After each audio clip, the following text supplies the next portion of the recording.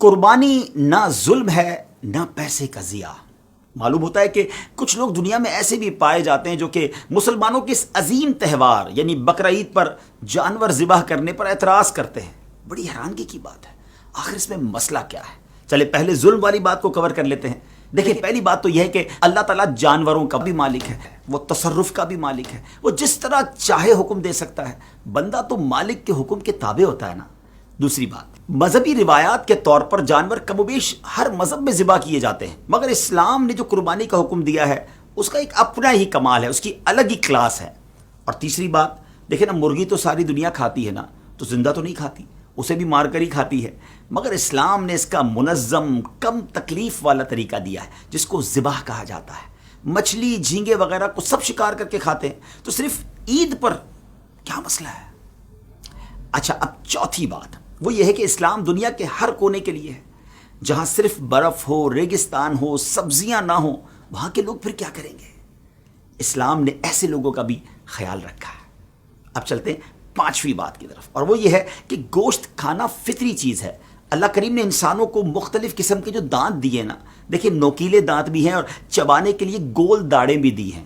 اس سے کیا مراد ہے؟ یہ تاکہ سبزی کھانے والے جانور جو ہوتے نا، ان کے نوکیلے دانت نہیں ہوتے، نہ گول داڑیں ہوتی ہیں۔ اللہ کریم نے انسان کو جو دانت دیے ہیں وہ سبزی بھی کھا سکتا ہے اس سے، اور گوشت بھی چبا سکتا ہے۔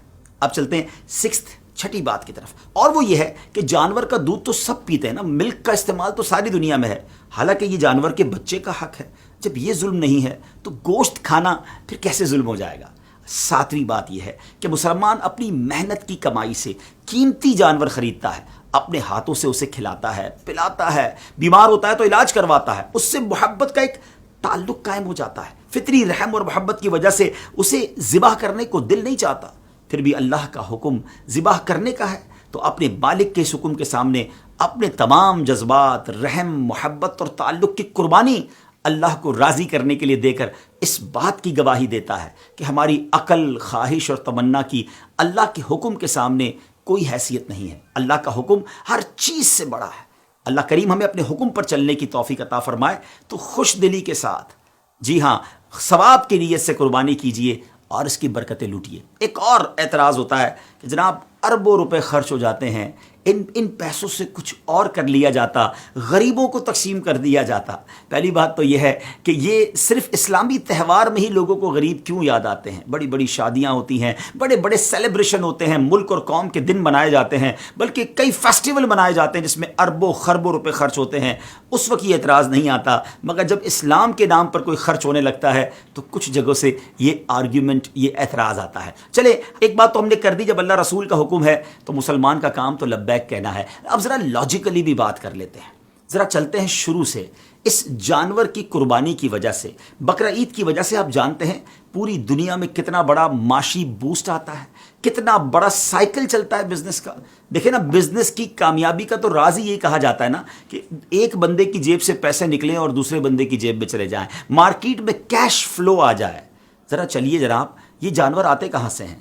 گاؤں کے غریب لوگ جانور اپنے گھر میں پالتے ہیں، پورا سال پالتے ہیں اور اس کے بعد منڈی میں آ کر اسے بیچتے ہیں، تو یہ رقم پیسے والوں کی جیب سے نکل کر ان گاؤں کے غریب مسلمانوں تک پہنچتی ہے۔ جب یہ سارے جانور منڈی میں آتے ہیں تو منڈی آباد ہو جاتی ہے، منڈی میں چارے والے کا بزنس بھی چلتا ہے، سوزوکی والے کا بزنس بھی چلتا ہے، کئی مزدوروں کو نوکری مل جاتی ہے، جناب رسی اور اس کے جو جانور کے باندھنے کا سامان ہوتا ہے ان لوگوں کا بھی کاروبار شروع ہو جاتا ہے۔ اور آگے چلیے، جب یہ جانور خرید کر لوگ اپنے گھر لاتے ہیں، ہزاروں لاکھوں لوڈر اور سوزوکی ڈرائیور اور ٹرک ڈرائیورز کو روزگار ملتا ہے۔ پھر جیسے یہ محلے میں آ جاتے ہیں تو محلے میں بھی آپ نے دیکھا ہوگا چوکیدار اور مزدور غریبی لوگ تو ہوتے ہیں، ان کو سنبھالنے کے پیسے ملنا شروع ہو جاتے ہیں۔ منڈی اور اطراف میں جو چارے کی دکانیں ہوتی ہیں وہاں جناب ان لوگوں کو روزگار ملنا شروع ہو جاتا ہے، بچے خوش ہوتے ہیں، اور جب اس کے بعد اس کی قربانی ہوتی ہے تو ہزاروں لاکھوں دنیا بھر میں قصاب جو ہوتے ہیں، گوشت فروشت ہوتے ہیں، ان کو روزگار ملتا ہے۔ ایک قصاب ہوتا ہے، 5-10 ہیلپر ساتھ آتے ہیں، ان کو بھی عید کے دنوں میں مزدوری مل جاتی ہے۔ اب جناب آگے چلیے، جب یہ قربانی ہو جاتی ہے تو غریبوں میں گوشت بھی تقسیم ہوتا ہے، غریب رشتہ داروں میں تقسیم ہوتا ہے۔ تھوڑا اور آگے چلیے تو اب جو یہ جانوروں کی سکن ہے، یہ جو کھال ہے، یہ چمڑا منڈی میں فروخت ہوتی ہے، لیدر کا بزنس شروع ہو جاتا ہے، جوتے بنتے ہیں، جیکٹ بنتے ہیں، دنیا بھر میں ایکسپورٹ ہوتا ہے۔ مجھے بتائیے ناظرین، کتنے لاکھوں غریبوں کا بھلا ہوتا ہے قربانی میں، اور اربوں نہیں، ایک تحقیق کے مطابق خربوں روپے امیر مسلمانوں کی جیبوں سے نکل کر غریب مسلمانوں تک پہنچ جاتے ہیں۔ اتنا شاندار سائیکل ہے یہ بزنس کا، سبحان اللہ۔ اللہ رسول کے حکم پر عمل بھی ہے، نیکیوں کا خزانہ بھی ہے، اور بزنس کا اتنا شاندار بوسٹ بھی ہے۔ پھر اعتراض کس بات کا؟